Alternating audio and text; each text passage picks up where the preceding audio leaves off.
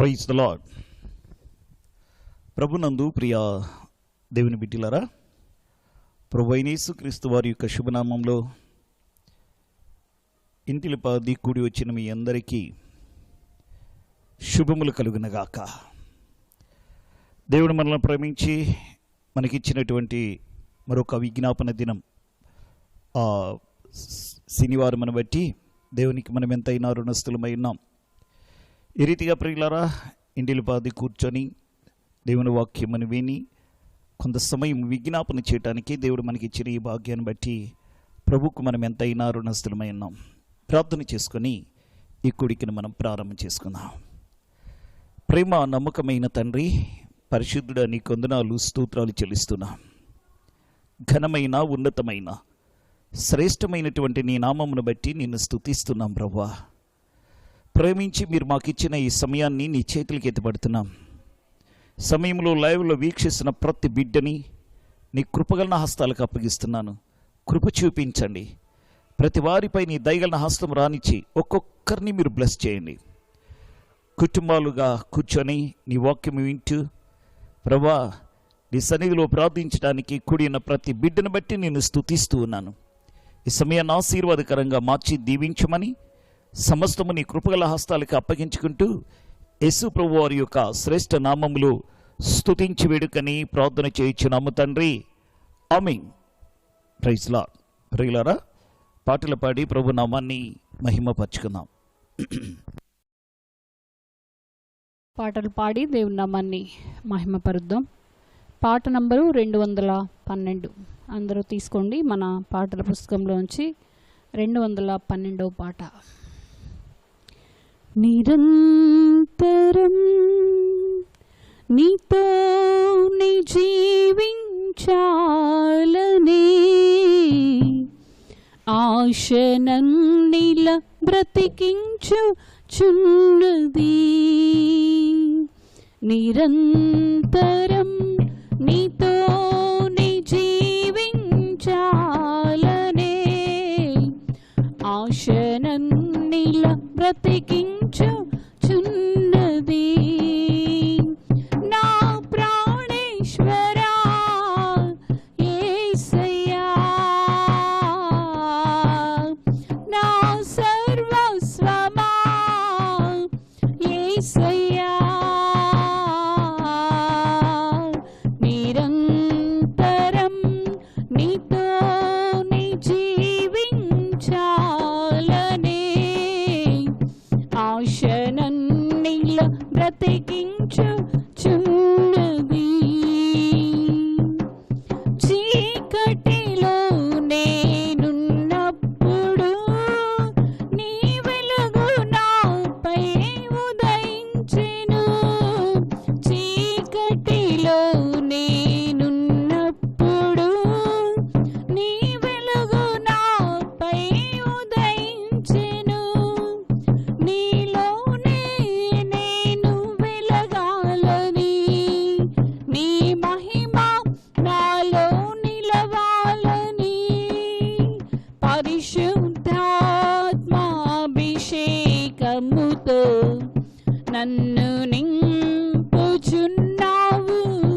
నీ రాకడకై నిరంతరం నీతోనే జీవించాలనే ఆశనన్నిల బ్రతికించుచున్నది. నీ రూపము నేను కోల్పోయినా నీ రక్తముతో కడిగితివి. నీ రూపము నేను కోల్పోయినా నీ రక్తముతో కడిగితివి. నీతోనే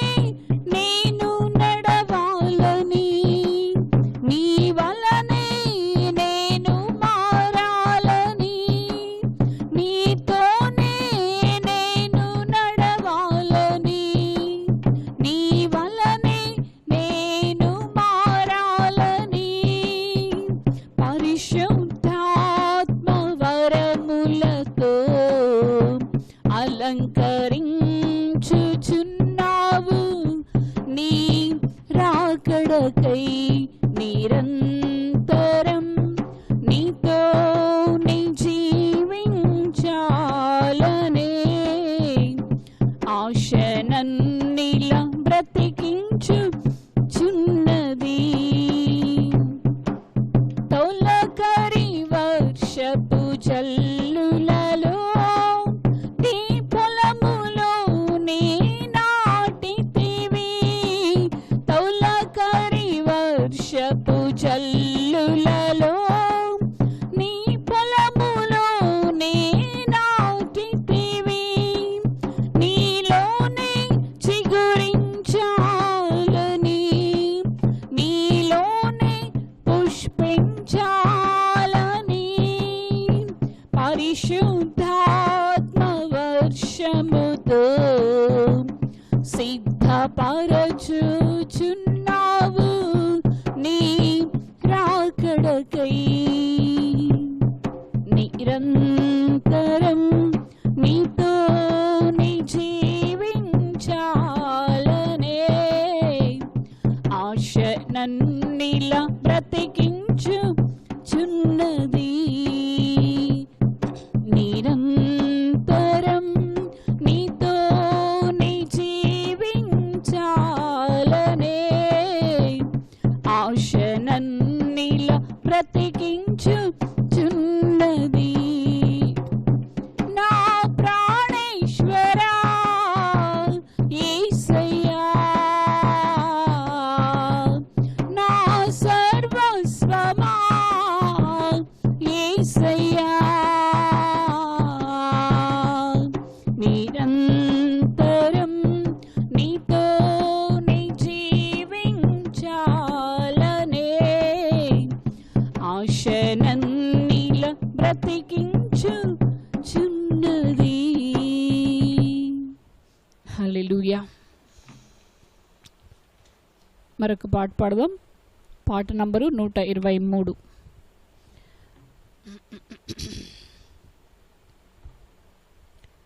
యేసులాగా ఉండాలని యేసుతోనే నడవాలని యేసులాగా ఉండాలని యేసుతోనే నడవాలని నిలవాలని గెలవాలని నిలవాలని గెలవాలని యేసునందే ఆనందించాలని యేసునందే ఆనందించాలని ఇదే నా కోరిక నవజీవన రాగమాలిక ఇదే నా కోరిక నవజీవన రాగమాలిక నవజీవన రాగమాలిక ఈ లోకంలో పరలోకము నాతోనే నివసించాలని ఈ లోకంలో పరలోకము నాతోనే నివసించాలని ఇంకా బయట యేసునాథునికి ఇంకా బయట యేసునాథునికి కంటి పాపనై వెలిగిపోవాలని కంటి పాపనై వెలిగిపోవాలని ఇదే నా కోరిక నవజీవన రాగమాలిక ఇదే నా కోరిక నవజీవన రాగమాలిక నవజీవన రాగమాలిక యాత్రను ముగించిన వేళ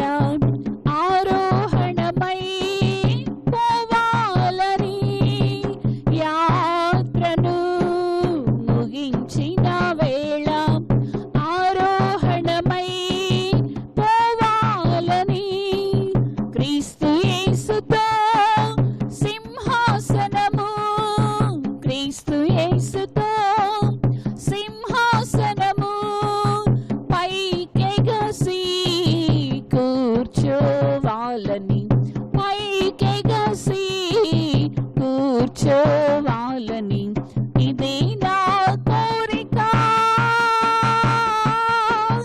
నవజీవన రాగమాలిక ఇదే నా కోరిక. నవజీవన రాగమాలిక నవజీవన రాగమాలిక ఇదే నా కోరిక. హల్లెలూయా. ఓకే, కొద్ది నిమిషాలు స్తుతి చెల్లిద్దాం. దేవుడు మనల్ని ప్రేమించి మనకిచ్చినటువంటి ప్రత్యేకమైన నియామక దినం. ప్రియులరా, నిజంగా తన మహా ఉన్నతమైన ప్రేమలో ఆయన మనల్ని జ్ఞాపకం చేసుకుంటున్నాడు. మన జీవాన్ని పొడిగిస్తున్నాడు. మన స్థితిని బట్టి కాదు కానీ తన కృపను బట్టి, తన ప్రేమను బట్టి మన జీవిత దినాలు హెచ్చిస్తూ మనకిస్తున్నటువంటి ఈ యొక్క నియామక దినాన్ని బట్టి ప్రభుకు మనం ఎంతైనా మహిమపరచవలసిన వారమైనాం, స్తుతి చెల్లించవలసిన వారమైనాం. అందరం కూడా కొద్ది నిమిషాలు ఆరాధన చేద్దాం. దేవదేవుడు మనలను తన యొక్క పనిలో మనలను వినియోగించాలని, తన కోసం మనల్ని ఏర్పాటు చేసుకున్న విధానాన్ని జ్ఞప్తికి తెచ్చుకుందాం.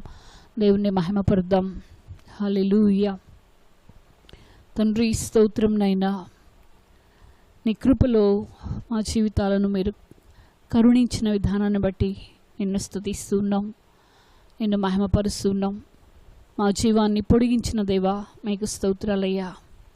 నీ కృపలో మమ్మలను జ్ఞాపకం చేసుకుంటూ నీ కటాక్షం మాయడలో చూపిస్తూ పరిచర్యలో మేము కూడా ఉపయోగపడాలని, నీ పని మేము చేసేవారిగా ఉండాలని, మీ చేతిలో ఒక బలమైన పాత్రగా మేము వాడబడాలని పరిశుద్ధాత్ముడా మా పట్ల మీరు ప్రత్యేకమైన వాంఛ కలిగి దేవా మీరిస్తున్నటువంటి ఈ సమయాన్ని బట్టి ప్రత్యేకంగా మిమ్మల్ని మహిమపరుస్తున్నాం. తండ్రి మీకు స్తోత్రాలు. నీ కృపకై వందనాలు యేసయ్యా. చాలిన దేవా స్తోత్రాలు. కృపగల దేవా నీకు స్తోత్రాలు. విరిగిపోయిన జీవితాలు, పాడైపోయిన జీవితాలు, కుడి ఎడమలు ఎరుగని జీవితాలు, భయంకరమైన అనిత్య నరకాగ్నికి పరుగులు ఎత్తుతున్న జీవితాలు నైనా ఎన్నో ఈ లోకంలో ఉంటుండగా వారందరి కోసం, ప్రతి ఒక్కరి కోసం ప్రాణం పెట్టిన దేవుడు అయ్యా నీకు స్తోత్రాలు. ప్రతి ఒక్కరూ నీ యొద్దకు రావాలని ఆశిస్తున్న దేవా నీకు స్తోత్రాలు. దుర్మార్గుడు తన దుర్మార్గతలో నశించుట నీకు ఇష్టం లేదని సెలవిచ్చిన దేవా నీకు స్తోత్రాలనైనా. తండ్రి, ఎంత మంచి దేవుడవు నైనా. ప్రతి ఒక్కరిని నీకోసము నైనా నీవు సృజించుకొని నీ యొద్దకు రావాలని ఆశపడుతూ వారి కోసము నీ రాకను ఆలస్యం చేస్తూ ఇంకను నైనా నీవు వేచి కనిపెడుతున్న దేవా మీకు స్తోత్రాలు. మంచి దేవా మిమ్మల్ని మహిమపరుస్తూ ఉన్నాం. మీ కృపకై స్తోత్రాలు నైనా. వందనాలు స్వామి. నిజంగా గొప్ప పని నైనా, నీ రాజ్య భారము ఎంతో గొప్పది కనుక ఇలాంటి రాజ్య భారాన్ని మా భుజాలపై మీరు ఉంచినందుకు మీకు స్తోత్రాలు దేవా. మమ్మల్ని నమ్మినందుకు మీకు స్తోత్రాలు. మీకు విలువైన పాత్రలుగా మేము ఉండాలని మీరు ఇష్టపడుతున్న విధానం బట్టి మీకు స్తోత్రాలు తండ్రి. మీ నామమును మహిమపరుస్తున్నాం రాజా, మీకు స్తోత్రాలయ్యా. ఎంతైనా మిమ్మల్ని ఆరాధిస్తున్నాం దేవా, నీకు స్తోత్రాలు నాయన. ఈ లోకపు పని అయితే అది ఎందుకు పనికిరాదు, కానీ పరలోకపు పని అయితే అది మా కోసం నిలబడి ఉంటుంది నాయన, మాతో పాటు రాగలుగుతుంది. నీ సన్నిధిలో మేము చేసే ప్రతి విజ్ఞాపన, మేము కార్చే ప్రతి కన్నీరు నైనా అది వెళ్ళగలిగినదై, అమూల్యమైనదై, అనేక ఆత్మలను నీ యొద్దకు తీసుకుని రాగలిగిందిగా ఉండగలుగుతుంది దేవా. మీకు స్తోత్రాలు. అలాంటి శ్రేష్టమైనది ఈ సమయంలో ఆ ప్రార్థన భారాన్ని మాకు ఇస్తున్నందుకు మీకు స్తోత్రాలు. మిమ్మల్ని ఘనపరచడానికి, అనేక ఆత్మలు మీ యొద్దకు నడిపించడానికి పరమజాలుడివైన నీవు నాయన వల వేసినప్పుడు నాయన ఆ వలలో ఉన్న ప్రతి చేపను మీ యొద్దకు చేర్చగలిగే ఒక ప్రత్యేకమైన రీతిలో మేము ఉండాలని మీరు ఆశించిన దేవా మీకు స్తోత్రాలు దేవా. మిమ్మల్ని మహిమపరుస్తున్నాం, ఆరాధిస్తున్నాం రాజా. తండ్రి స్తోత్రం.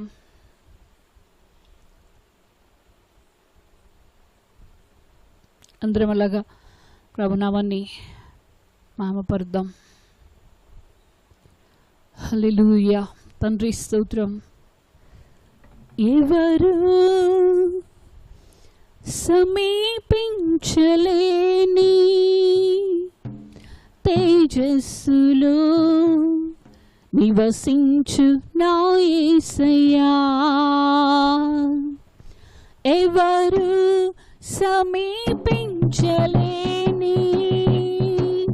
తేజస్సులో నివసించు నా యేసయ్యా, నీ మహిమను ధరించిన పరిశుద్ధులు నా కంట పడగానే, నీ మహిమను ధరించిన పరిశుద్ధులు నా కంట పడగానే,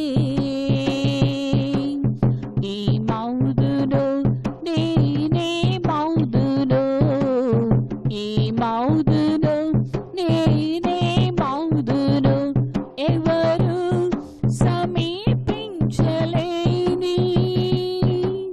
తేజస్సులో నివసించు నా యేసయ్యా. ఆరాధిద్దాం. ఇహలోక బంధాలు మరచి నీ ఎదుటే నేను నిలచి,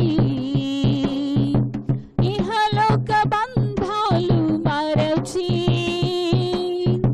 నీ ఎదుటే నేను నిలచి, నీవిచ్చు బహుమతులు నే స్వీకరించి నిత్యానందముతో పరవశించు వేళ, నీవిచ్చు బహుమతులు నే స్వీకరించి నిత్యానందముతో పరవశించు వేళ, ఈ మౌదును నేనే మౌదును, ఈ మౌదును నేనే మౌదును, ఎవరు సమీపించలేని తేజస్సులో వసించు నా యేసయ్యా. పరలోక మహిమను తలచి నీ పాద పద్మములపై ఒరిగి, పరలోక మహిమను తలచి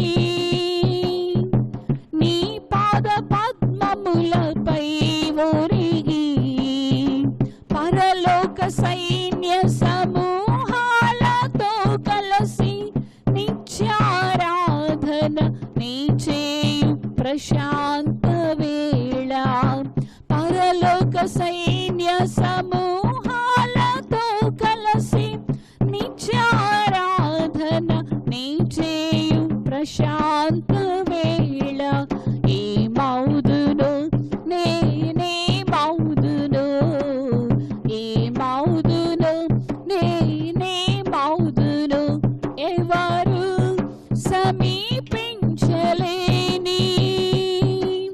తేజస్సులో నివసించు నా యేసయ్యా. జయించిన వారితో కలసి నీ సింహాసనము నీ చేరగా, జయించిన వారితో కలసి నీ సింహాసనము నీ చేరగా, ఎవరికి తెలియని ఓ క్రొత్త పేరుతో నిత్య మహిమలో నన్ను పిలిచే ఆ శుభవేళ, ఎవరికి తెలియని ఓ క్రొత్త పేరుతో నిత్య మహిమలో నన్ను పిలిచే ఆ శుభవేళ, ఈ మౌదును నేనే మౌదును, ఈ మౌదును నేనే మౌదును,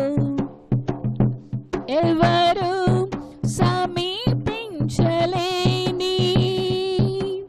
తేజస్సులో నివసించు నా యేసయ్యా, నీ మహిమను ధరించిన పరిశుద్ధులు నా కంట పడగానే, నీ మహిమను ధరించిన పరిశుద్ధులు నా కంట పడగానే ఏమౌదును నేనేమౌదును ఏమౌదును ఏమౌదును ఏమౌదును నేనేమౌదును ఏమౌదును నేనేమౌదును. హల్లెలూయా, స్తోత్రం. ఎవరు సమీపించలేని మహా తేజస్సు కలిగిన మహనీయుడా, మా తండ్రి, మిమ్మను ఆరాధిస్తూ ఉన్నాం, మీ నామమును మహిమపరుస్తూ ఉన్నాం.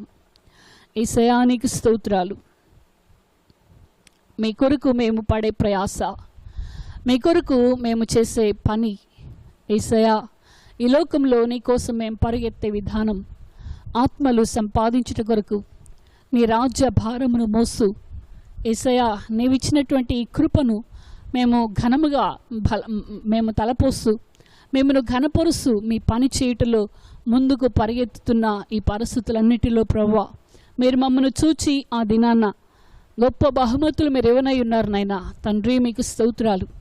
ఉన్నతమైన నీ ప్రేమలో నాయనా మేము నిత్య ఆనందముతో పరవశించే సమయం మా కొరకు మీరు దాచి ఉంచినందుకు మీకు స్తోత్రాలు. దేవా, మిమ్మల్ని మహిమపరుస్తున్నాం. నిజంగా నిత్య రాజ్యం యొక్క అనుభవం ఎంతో గొప్పది నాయనా. తండ్రి, అనేక మంది బిడ్డలు ఆ అనుభవంలోనికి రాలేక నశించిపోతున్నారయ్యా. తండ్రి, అట్టివారి కోసం మమ్మల్ని ఏర్పాటు చేసుకున్నందుకు మీకు స్తోత్రాలు. మిమ్మల్ని ఆరాధిస్తూ ఉన్నాం. ప్రియులైన వారందరినీ నీ కోసం సంపాదిస్తూ మిమ్మల్ని ఘనపరుస్తూ నాయన నీ రాజ్యాన్ని కట్టడానికి మమ్మల్ని ఏర్పాటు చేసుకున్నందుకు మరొకసారి హృదయపూర్వకంగా మిమ్మల్ని ఆరాధిస్తూ మహిమపరుస్తూ యేసయ్య అత్యున్నత నామంలో స్తుతించి ఘనపరిచి ఆరాధిస్తున్నాము తండ్రి. ఆమేన్, ఆమేన్. Praise the Lord. దేవుని నామమునకు మహిమ కలుగునుగాక. జగద్రక్షకుడును పాపుల విమోచకుడును ప్రాణప్రదాతీయునైన యేసుప్రభు వారి యొక్క శ్రేష్ఠ నామంలో మీ అందరికీ శుభములు కలుగునుగాక. ప్రియులారా, మరి నేటి దినం శనివారం విజ్ఞాపన కూడిక. ప్రియులారా, దేవుని యొక్క మహాకృప ఏమిటంటే మందిరంలో కూడి మనము ప్రార్థన చేయడానికి అవకాశం లేకపోయినప్పటికీ ప్రతి విశ్వాసి యొక్క కుటుంబం ఒక ప్రార్థనా మందిరముగా దేవుడు మార్చాడు. Praise the Lord. కాబట్టి ప్రియులారా, మీరందరూ కూడా దయచేసి కూర్చోండి. వాక్యం వింటూ జాగ్రత్తగా వాక్యం వినండి. కూర్చొని జాగ్రత్తగా వినండి, అటు ఇటు తిరగొద్దు. ఓకే ప్రియులారా, ఇప్పుడు మనము లేఖన భాగంలోనికి వెళదాం. నేటి మన ప్రార్థన అంశం ఏమిటంటే లూకా సువార్త 22వ అధ్యాయం 40వ వచనం. ఆయన తన వాడుక చొప్పున ప్రార్థన చేయుటకు ఒలీవుల కొండకు వెళ్ళెను. ప్రియులారా, చిన్న ప్రార్థన చేద్దాం. ప్రేమ కలిగిన తండ్రి, ఈ వాక్కులు మా కొరకు ఆశీర్వదించు. విరిచి ప్రతి బిడ్డకి మీరు వడ్డించండి. ఈ వాక్కులో ఉన్న సృజనాత్మకమైన శక్తి ప్రతి బిడ్డపై మీరు కుమ్మరించి దీవించుమని యేసు నామములో స్తుతించి వేడుకని ప్రార్థిస్తున్నాను తండ్రి. ఆమేన్. ప్రియులారా, నేటి మన ధ్యానాంశం ప్రార్థన ఫలములు. ప్రార్థిస్తే కలిగే ఫలాలు. ప్రార్థన ఫలములు. ప్రార్థన ఇక్కడ మనం చూస్తే లూకా సువార్త 22:40 వచ్చిన ప్రకారం ఈ ప్రార్థన యొక్క జవాబు ప్రపంచంలో ఎంతో మార్పు తీసుకుని వచ్చిందండి. అవును, ఇక్కడ మనం చూస్తే యేసుప్రభు వారు తన వాడుక చొప్పున ప్రార్థన చేయుటకు వెళ్ళెను. అంటే ఆయన రేపటి దినం కలగబోయేటువంటి శిలువ మరణంను తప్పించుకోవడానికి ప్రార్థనకి వెళ్ళలేదు, ప్రార్థన చేయలేదు. ఇక్కడ మనం గమనించాల్సిన విషయం ఇది. రేపటి దినమును జరగబోతున్న శిలువ మరణాన్ని తప్పించుకోవడానికి ప్రార్థన చేయట్లేదు. వాడుక చొప్పున అంతే. ప్రియులారా, అంటే ప్రార్థన అది ఆయన జీవితంలో ఒక వాడుకైపోయింది ప్రార్థన. అంటే అనుదినం చేసే కార్యములో ప్రార్థన ఒక భాగం అన్నమాట. Praise the Lord. అవునండి, దేవునితో కొంత సమయం గడుపుట అనేది మన జీవితంలో ఒక భాగంగా ఉండిపోవాలి. ప్రియులారా, ఎర్లీ మార్నింగ్ ఉదయాన్నే లేచి ఆయన ముఖ దర్శనం చేసుకోవటం, ఆయన స్తుతించటం, ఆయన ప్రసన్నతను అనుభవించటం, ఆయన కృప కొరకు కనిపెట్టడం, ప్రియులారా ఆశీర్వదించబడటానికి మనం తప్పనిసరిగా ప్రార్థన చేయవలసిన వారమై ఉండాలి, ప్రార్థించేవారిగా ఉండాలి. అది నిజమైన క్రైస్తవ దైవ సంబంధమైన జీవితము. అంతేకా ఒక విశ్వాసికి దైవ సంబంధమైన జీవితం ఏంటంటే ఇదే ప్రియులారా.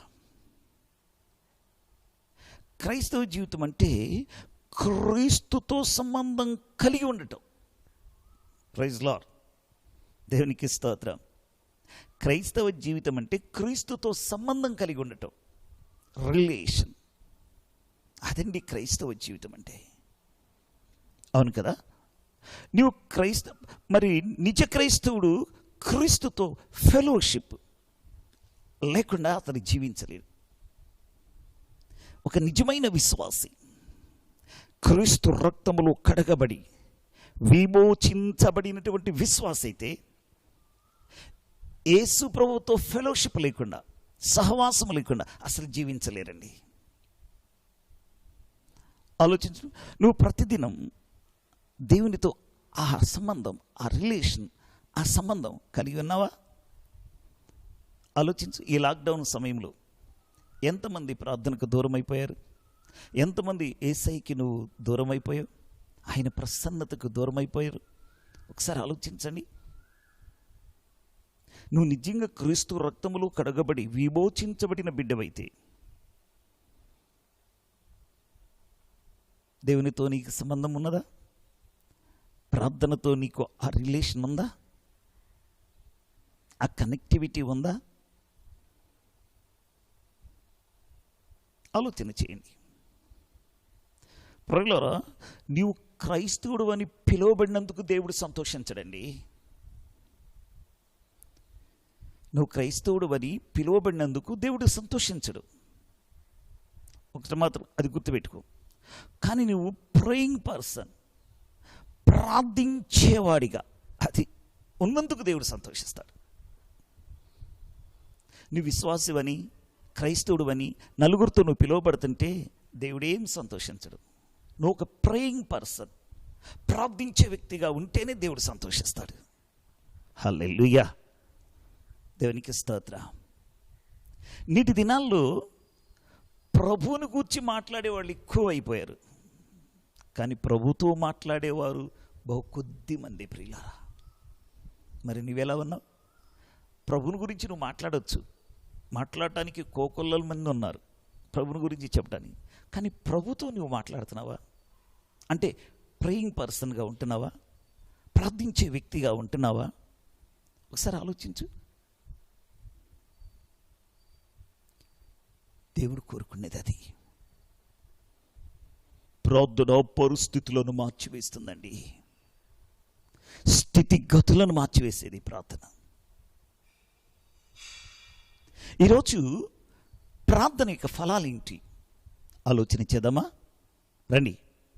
నెంబర్ 1, మొదటి ఫలం మార్క్స్ వార్త 14వ అధ్యాయం 38 అలాగే 43 వచ్చిన వరకు మనం చూడగలిగితే, ఇక్కడ ప్రార్థించేవారు జయిస్తారు అనే సత్యాన్ని కనపడుతుంది. ఎవరు విజయులంటే ప్రార్థించేవారు. ఇక్కడ జరిగింది ఏంటంటే, యేసయ్య ఎదుర్కొని పోయే శోధన గురించి ఆ రాత్రి ప్రార్థన చేశాడు.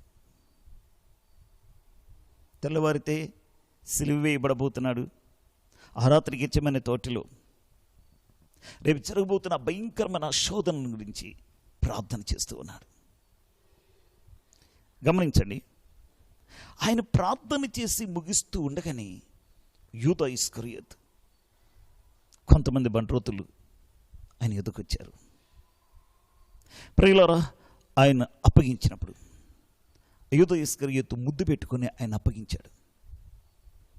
నిజంగా ఆయన మౌనంగా ఉండి ఆ పరిస్థితిని అంతటిని కలవరపడకుండా మౌనంగా ఉండి ఎంతో వేదన అనుభవించి మానవాళికి రక్షణ ఇచ్చాడు. Praise Lord. తను మరణించబోతున్నానని తెలుసు. ఆ మరణాన్ని ఎదుర్కొంటూ మానవాళి యొక్క క్షేమం కోసం, మానవాళి యొక్క రక్షణ కోసం అన్నిటిని సహించాడు, అన్నిటిని భరించాడు, అన్నిటిని ఓర్చుకున్నాడు. ఆలోచించండి, అదే విజయం. కారణం ఏంటి అనంటే ఆయన ప్రార్థించాడు. అంటే ప్రార్థించే వ్యక్తి విజయం పొందుతాడు. ప్రార్థించే వ్యక్తి ప్రియులారా ఫలభరితంగా ఉంటారు. పేతురు చూడండి, ఇక్కడ శిష్యులు ప్రభుతో పాటు వెళ్ళారు, కానీ వారికి ప్రార్థన లేదు. అందుకే ఇక్కడ ఏమైందంటే పేతురుని ఒక చిన్న పాప చూసి, నీవు ఆయనతో కూడా ఉన్నవారిలో ఒకడివి కదా అని అనగానే, నాకు అస్సలు తెలియదంటూ అబద్ధం ఆడాడు. ఓడిపోయిన జీవితం, నిలబడలేని జీవితం, దేవుని కోసం నిలబడలేకపోయాడు, ఓడిపోయాడు, అపజయపాలైపోయాడు. కారణం యేసయ్యతో ఉన్నాడే కానీ ఆ రాత్రి నిద్రపోయాడు. అంటే నిద్రపోయిన వాడు ఓడిపోతాడు, ప్రార్థించేవాడు విజయం పొందుతాడు. Praise the Lord. దేవునికి స్తోత్రం. ఇప్పుడు అర్థమైందా? ప్రార్థన విజయాన్ని ఇస్తుంది. ప్రార్థన జయిస్తారు, ప్రార్థించేవారు జయిస్తారు. యేసయ్య ప్రార్థించాడు, పరిస్థితులన్నిటినీ జయించాడు, మరణాన్ని జయించాడు, మానవాడికి నిత్య జీవాన్ని ఇచ్చాడు. Praise the Lord. ఇప్పుడు మీకు అర్థమైందా? పేతురు నిద్రపోయాడు, ఓడిపోయాడు. యేసయ్య ప్రార్థించాడు, జయించాడు మరణాన్ని. కాబట్టి దీన్ని బట్టి మనకి ఏమర్థమవుతుందంటే ప్రార్థన యొక్క ఫలితం, ప్రార్థన యొక్క ఫలం ఏంటంటే జై జీవితం. అంటే ప్రార్థించేవారు జై జీవితం జీవిస్తారు, ప్రార్థించేవారు విజయ వీరులు అవుతారు. హల్లెలూయా. మరి నీ జీవితం ఎలా ఉంది? మన జీవితం ఎలా ఉంది? ఒకసారి ఆలోచించండి. అటు విజయాలు నీ సొంతం అవుతున్నాయా? ప్రార్థన ద్వారా విజయాలను స్వతంత్రించుకుంటున్నావా? ప్రార్థన ద్వారా జయములను నువ్వు పొందుకోగలుగుతున్నావా? ప్రియ విశ్వాసి, ఎంతకాలమైంది అలాంటి ప్రార్థన చేసి నీవు? ఏ రోజైనా నువ్వు ప్రార్థించే వ్యక్తిగా ఉండాలని పరిశుద్ధాత్మ దేవుడు నిన్ను బలపరుస్తూ ఉన్నాడు, నిన్ను పురికొల్పుతూ ఉన్నాడు. రెండవదిగా మనం చూస్తే మత్తయి సువార్త 26వ అధ్యాయం 38 నుండి 39 వచ్చిన వరకు మనం చూస్తే అక్కడ ఒక స్పష్టమైన మాట మనకు కనపడుతుంది. అక్కడున్న మాటను బట్టి రెండవ ఫలం ఏమిటంటే, నువ్వు పని చేస్తే నీకు నీవే పని చేస్తావు, కానీ నువ్వు ప్రార్థన చేస్తే ప్రభు నీ కొరకు పని చేస్తాడు. ఆమేన్. నువ్వు పని చేస్తే నీకు నీవే పని చేస్తావు, కానీ నువ్వు ప్రార్థన చేస్తే ప్రభు నీ కోసం పని చేస్తాడు. Praise the Lord. ఇదండి ప్రార్థనలో ఉన్న గొప్ప ఫలము. ఇక్కడ మనం చూస్తే యేసయ్య మరణించబోతున్నానని ఎరిగి రాత్రంతా ప్రార్థించాడు. మరణ బలం అంతా విరగొట్టి జీవంలోనికి నడిపించబడ్డాడు. ఓకే ప్రియులారా, అప్పుడప్పుడు మన జీవితంలో కూడా మనం ఏదో సాధించాలని చేయాలని ప్రయాసపడుతూ ఉంటాం, కానీ సఫలము కావు. కారణం ఏంటో తెలుసా? ఎందుకంటే ప్రార్థించకుండా, ప్రభు సహాయం లేకుండా, సొంత బలముతో, సొంత జ్ఞానముతో, సొంత ధన బలముతో, ప్రియులారా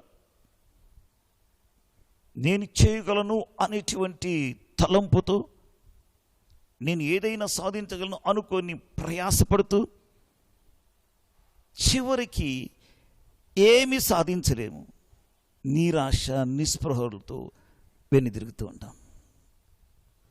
కారణం, నువ్వు ప్రార్థించకుండా నువ్వు ఏది చేసినా నీకు సఫలము కాదు. నువ్వు ప్రభువుని అడగకుండా, ప్రభు సహాయం లేకుండా, నువ్వు ప్రభువుని ప్రార్థించి ప్రభువుకి సహాయం లేకుండా నువ్వు ఏ పని చేసినా అది వ్యర్థం వ్యర్థం వ్యర్థం, నీకు ఫలితం ఉండదు. ఇక్కడ చూడండి, చక్కని ఉదాహరణ ఇక్కడ మనం చూస్తే, పేతురు జీవితంలో రాత్రంతా ప్రయాసపడినాను, ఏమి ఫలితం దొరకలేదు అని బైబిల్ ఇక్కడ చెబుతుంది. అంటే ప్రభు లేని ప్రయాస, అది అక్కడ పేతురు పడిన ప్రయాస ఏంటంటే ప్రభు లేని ప్రయాస, అది వ్యర్థమైపోయింది.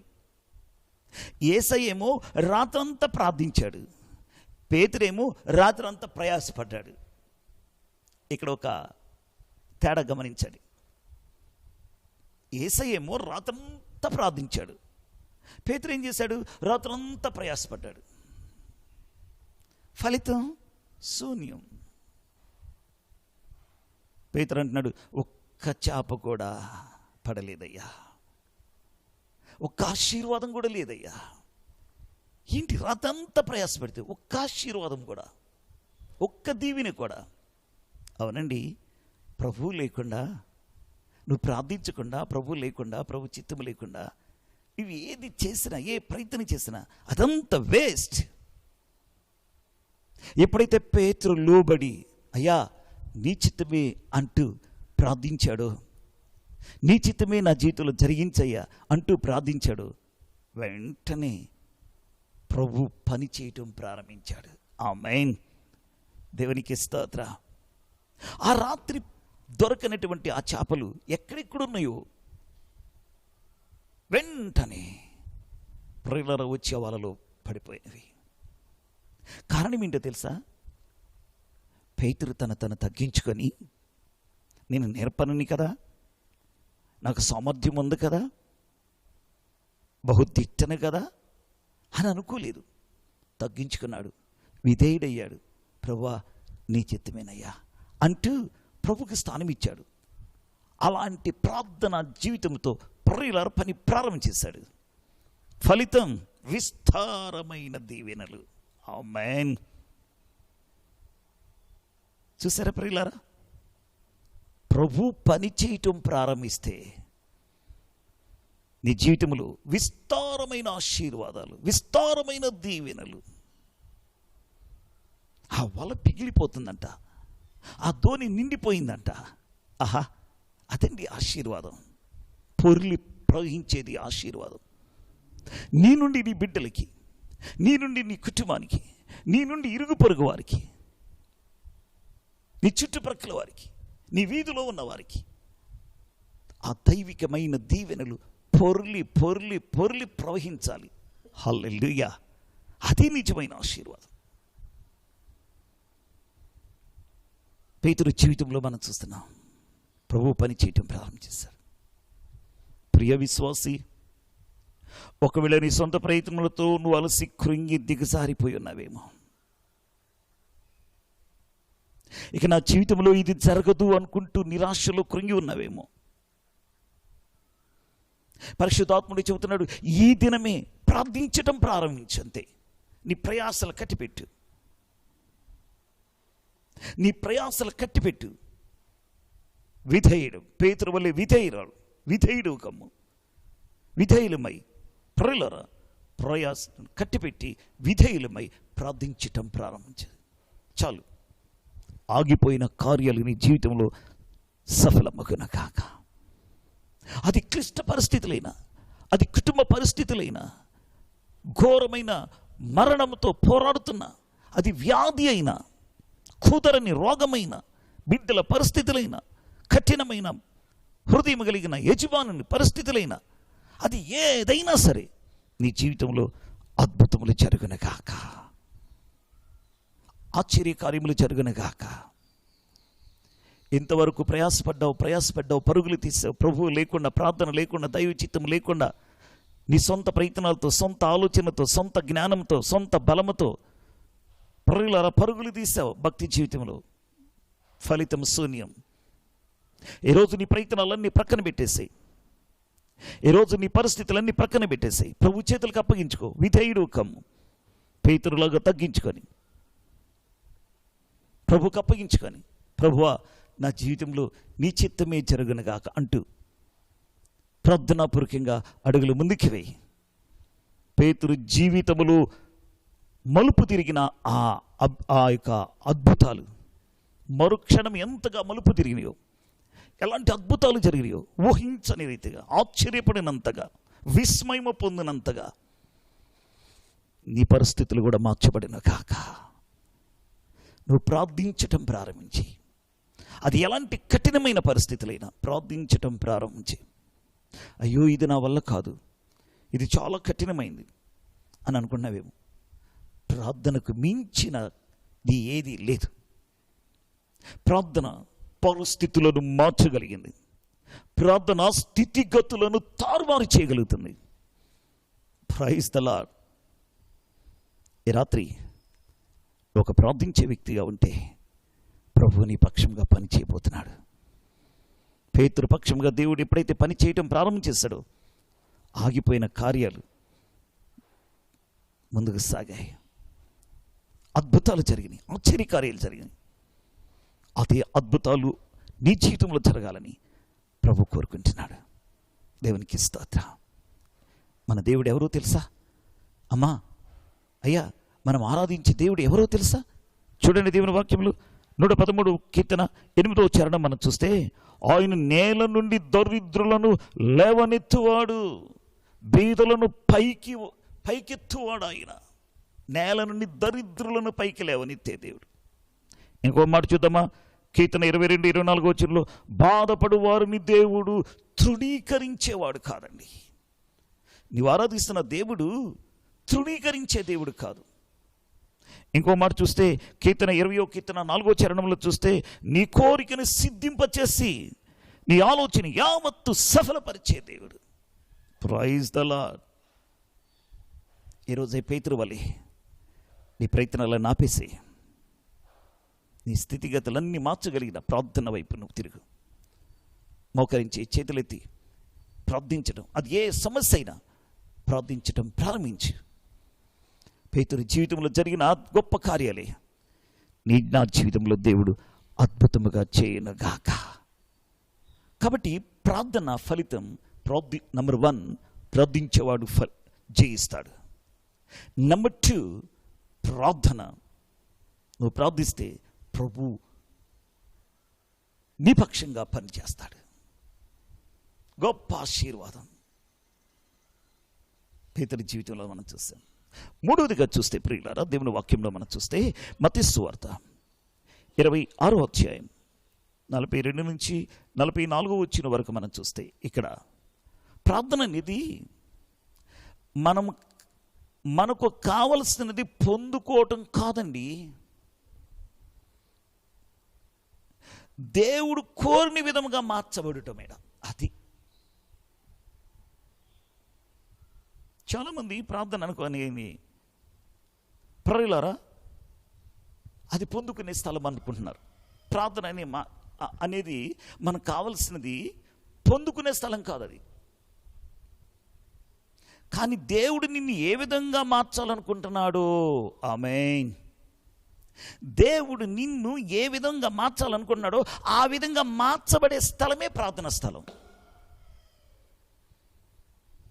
కానీ ఈ రోజుల్లో ఎలా ఉందో తెలుసా? ప్రార్థన అనగానే అందరూ ఆశీర్వాదం, అద్భుతాలు, స్వస్థతలు, అవును కదా, పొందుకునే స్థలం అనుకుంటున్నారు. ప్రార్థనా స్థలం అంటే అద్భుతాలు, ఆశీర్వాదాలు, స్వస్థతలు. ప్రార్థన అనగానే అద్భుతాలు, ఆశీర్వాదాలు, స్వస్థతలు పొందుకోవటమే అనుకుంటున్నారు. నో కాదండి, అది కాదండి. నేడు ప్రార్థన అంటే కోరికలు తీర్చుకోవటం కాదు. నాకు అది కావాలి, ఇది కావాలి అని ఒక కోరికలు తీర్చుకునేది కాదు ప్రార్థన. Praise the Lord. ప్రార్థన అంటే దేవునిలాగా మార్చబడే స్థలమే ప్రార్థనా స్థలము. ఆమేన్. దేవునిలాగా మార్చబడటం, అలాగ రూపాంతరము పొందటమే ప్రార్థనా స్థలం అంటే, ప్రార్థన అంటే. దేవునికి స్తోత్రం. ప్రార్థన అనగానే దేవుడు కలుసుకుని జీవితాలను మార్చేదండి ప్రార్థన. ప్రార్థన మన స్వరూప స్వభావాలను మార్చుకొని క్రీస్తు స్వరూపంలోనికి మార్చబడేది ప్రార్థన. Praise the Lord. అది ప్రార్థన అంటే. అంతేగాని మన కోరికలు తీర్చుకునేది కాదు. అద్భుతాలు, స్వస్థతలు, మహత్కార్యాలు, ఈ కోరికలు పొందుకునేది కాదు ప్రార్థన అంటే. ఎక్కువ మంది ప్రార్థన అంటే అవే ఆలోచనలో ఉన్నారు. లేదండి, ప్రభువలే మనం మార్చబడేది ప్రార్థన, మార్చేది ప్రార్థన. మన ఆయన స్వరూపములోనికి, స్వారూప్యములోనికి రూపాంతరపరిచేది ప్రార్థన.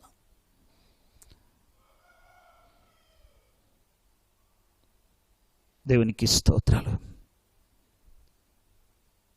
నాలుగోదిగా మనం చూస్తే, ప్రార్థన అనేది విశ్వాసికి ఒక కొలిమి లాంటిది. Praise the Lord. ప్రార్థన అనగా విశ్వాసికి ఒక కొలిమి లాంటిది. ఒకటి, ప్రార్థించేవాడు జయిస్తాడు. రెండు, ప్రార్థించటం ప్రారంభించేస్తే దేవుడు సహాయం చేయటం ప్రారంభించేస్తాడు. దేవునికి స్తోత్రం. మూడోది, ప్రార్థన అనేది మనం పొందుకునేది కాదు,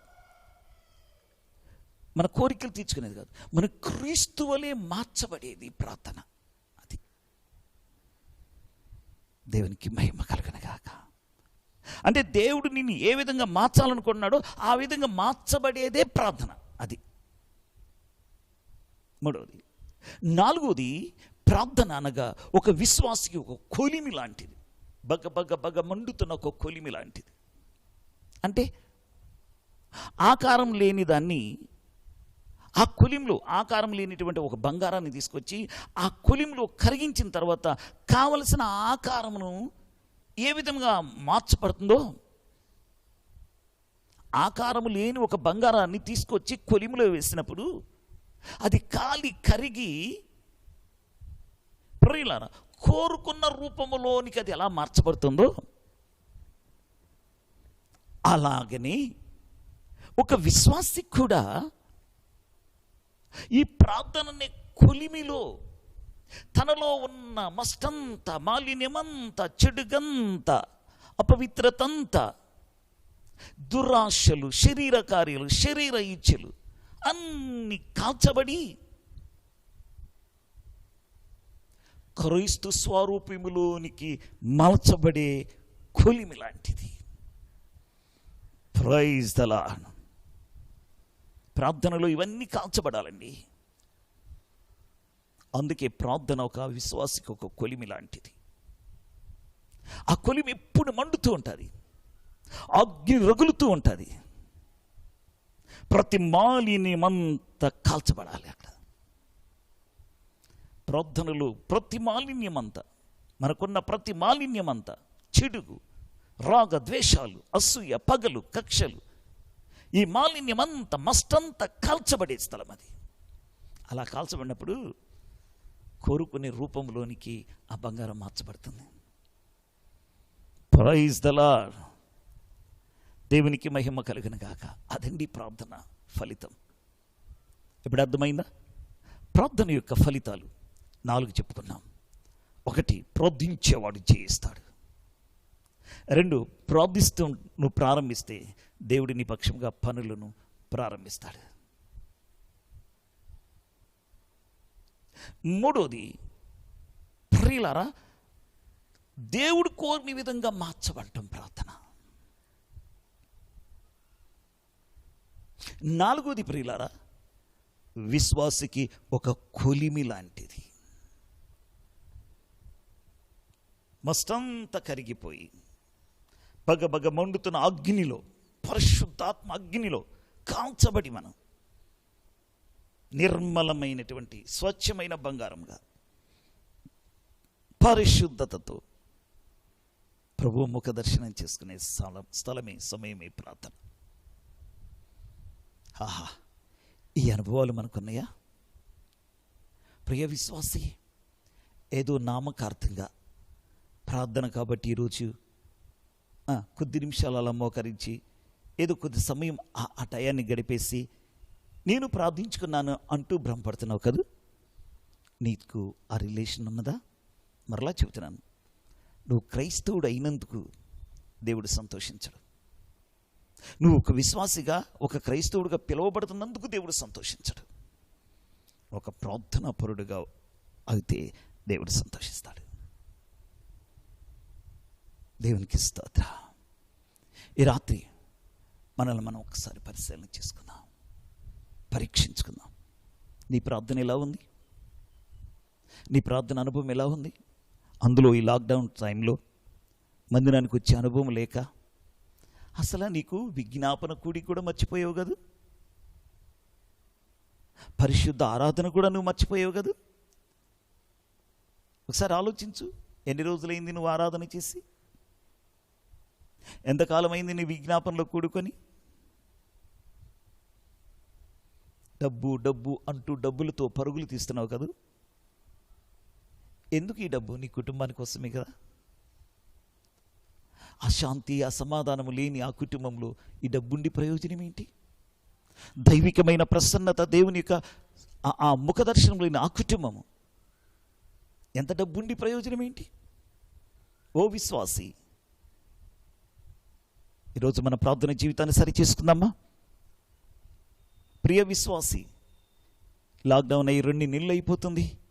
నీ ప్రార్థన జీవితం ఎలా ఉందో ఇప్పుడు ఇలా ఆ పరిశీలన చేసే ఎప్పుడైనా? ఈరోజైనా మోకరిద్దాం, అందరం మోకరిద్దాం. నేను చిన్న ప్రార్థన చేసి ఈ వాక్యాన్ని ముగిస్తాను. కొద్ది సమయం మనం తరువాత విజ్ఞాపనలోకి వెళదాం. నశించిపోతున్న యావత్ ప్రపంచం యొక్క క్షేమం కోసం మనం ప్రార్థన చేద్దాం. ఈరోజు ప్రార్థించే ముందు చెప్పబడిన వాక్యాన్ని మన హృదయానికి అన్వయించుకుందాం. ఎలా ఉంది మన ప్రార్థన జీవితం? మన ప్రార్థనలో ఉన్న ఫలాలు మనం ఎలా అనుభవించగలుగుతున్నాం? ఇవేనా ఈ ఫలాలు మనకున్నవా? పేతురు నిద్రించాడు, ఫలితం ఓడిపోయాడు. యేసయ్య ప్రార్థించాడు, ఫలితం జయించాడు. మరి నీవు నిద్రిస్తున్నావా, ప్రార్థిస్తున్నావా? ఒకసారి ఆలోచించు. అందరూ మోకరిద్దాం. కొద్ది నిమిషాలు చిన్న ప్రార్థన చేసి ఈ మాటలు నేను ముగిస్తాను. ప్రేమ నమ్మకమైన తండ్రి, పరిశుద్ధుడా, నీకు వందనాలు, స్తోత్రాలు చెల్లిస్తున్నామయ్యా. ఘనమైన, ఉన్నతమైన, శ్రేష్టమైనటువంటి నీ నామమును బట్టి నిన్ను స్తుతిస్తూ ఉన్నాం. నిజంగా ప్రభా, మేము క్రైస్తవులమైనందుకు, విశ్వాసులమని పిలువబడుతున్నందుకు నీకు సంతోషం లేదు, కానీ మేము ప్రేయింగ్ పర్సన్గా, ప్రార్థించే వ్యక్తులుగా ఉంటే నువ్వు ఆనందిస్తావు ప్రభా. అట్టి ప్రార్థన అభిషేకం ఎదుగో లైవ్లో వీక్షిస్తున్న మా ప్రియులందరికీ దయచేయండి. ఈ లాక్డౌన్ 2 నెలల సమయం ఎంతగానో ప్రభా నీ నుంచి దూరం అయిపోయి ఆ రిలేషన్ కోల్పోయారు, ఆ ఫెలోషిప్ను కోల్పోయారు, నీతో సన్నిహిత సంబంధాన్ని కోల్పోయిన వారిని ఒక్కసారి పురికొల్పండి. అందుకే ఈరోజు ఈ మాటలు చెప్పి ప్రతి బిడ్డతోనూ మాట్లాడినందుకు నీకు స్తోత్రాలు. పైకి లేవనెత్తండి. కోల్పోయిన సహవాసాన్ని, కోల్పోయిన రిలేషన్, ఆ సంబంధాన్ని తిరిగి పునరుద్ధరించబడినట్లుగా ఒక్కొక్క బిడ్డని మీరు పైకి లేవనెత్తండి.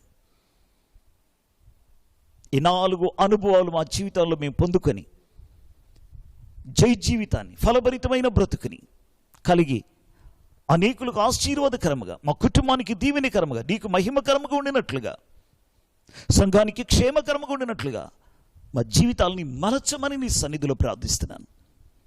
లైవ్లో వీక్షిస్తున్న ప్రతి బిడ్డని పేరు పేరున మీరు దీవించండి. వారి వారి అవసరతలను మీరు తీర్చి నీ రూపములోనికి మార్చి నీ రాకడికి మమ్మల్ని ఆయుత్తపరచమని, ప్రతి కొరతను తీర్చి సమృద్ధిలోనికి తీసుకురమ్మని నజరేయుడైన యేసు ప్రభువారి యొక్క శ్రేష్ఠ నామములు స్తుతించి వేడుకని ప్రార్థన చేయుచున్నాను తండ్రి. ఆమేన్. ఆమేన్. God bless you. దేవుడు మిమ్మల్ని దీవించిన గాక.